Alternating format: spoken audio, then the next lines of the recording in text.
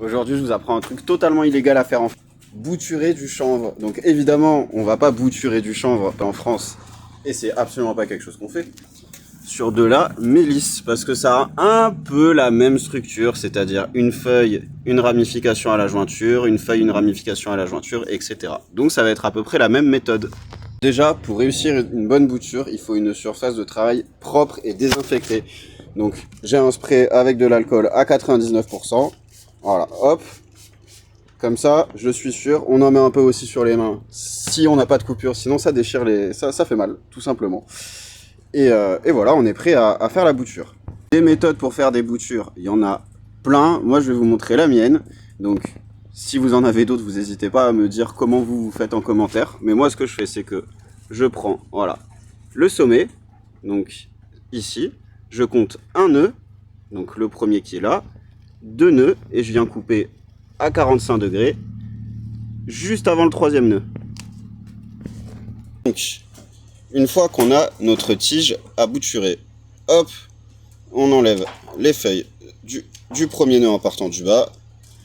Ce que je fais, c'est que j'enlève une feuille sur deux sur le nœud en haut et je coupe la moitié de la feuille. Donc pourquoi couper la moitié de la feuille? C'est pour limiter l'évapotranspiration.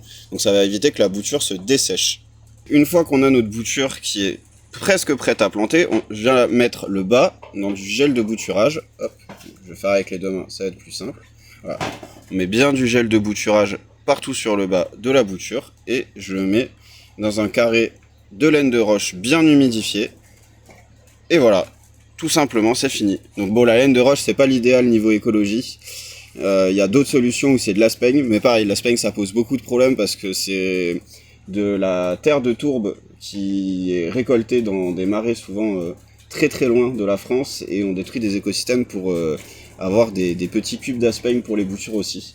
Donc à part en pleine terre, mais du coup le taux de reprise est vraiment catastrophique, j'ai pas trouvé de solution qui soit suffisamment efficace pour être appliquée de façon professionnelle et suffisamment écologique pour correspondre à nos valeurs. Donc on essaye de faire des compromis.